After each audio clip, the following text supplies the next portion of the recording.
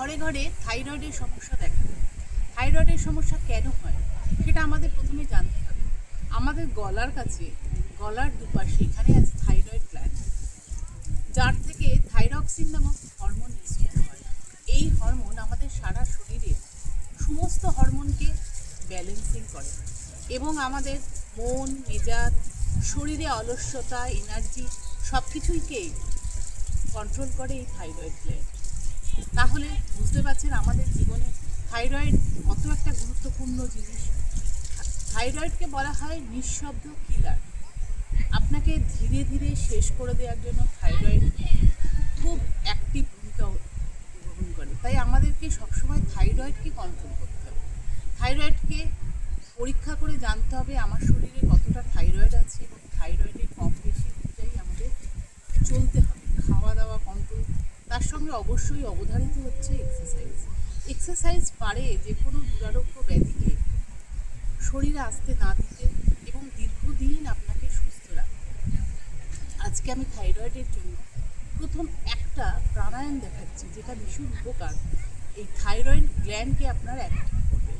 কী করে করবেন থাইরয়েড গ্ল্যান্ডটা? যেহেতু আমাদের থাইরয়েড গ্ল্যান্ডের অবস্থান এইখানে স্বরনালীর পাশে, সেহেতু আমরা জোরে শ্বাস নেব এবং নিয়ে গলা দিয়ে ঠিক এই পোর্শন দিয়ে আমরা একটা জোরে আওয়াজ করব, যেমন হেঁচকি তোলে ভেতরে যে আমাদের গুনগুনি শব্দ হয়।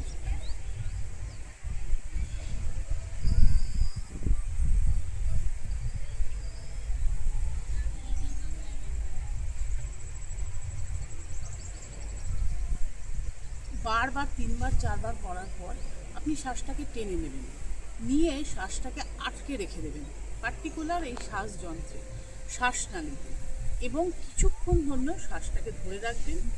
যাদের প্রচণ্ড হাই প্রেশার আছে বা হার্টের প্রবলেম আছে তারা এটা করবেন না, শ্বাসটাকে আটকে রাখবেন না, বারবার শ্বাসটাকে তুলবেন। কিন্তু যাদের এই প্রবলেমগুলো নেই তারা শ্বাসটাকে আটকে রেখে কুম্ভক করলে আরও বেশি উপকার পাবেন। কীভাবে করছি দেখে নিন।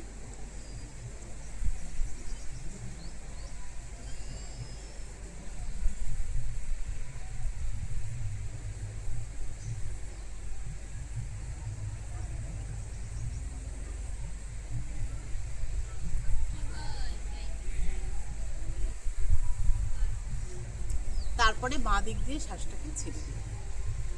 আপনি এটা দিনের মধ্যে থেকে থেকেই 3বার করুন, 3 রাউন্ড করে।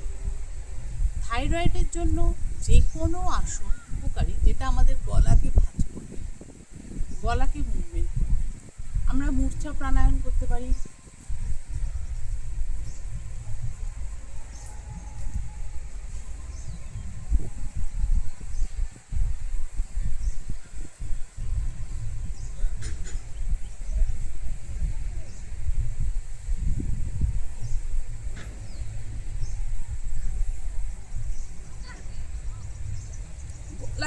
গলার উপর চাপ দিয়ে যেসব আসন আছে সেগুলো আমরা করতে পারি। দেখুন, হাতকে এরমভাবে দিয়ে আমি মাথাকে বের করছি।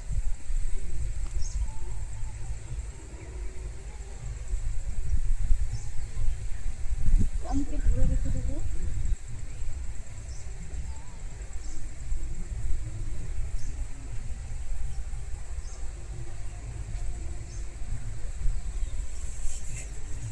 অবশ্যই নিজেরা বাড়িতে অধ্যয়ন করুন, চেষ্টা করুন করার, অবশ্যই ফল পাবেন।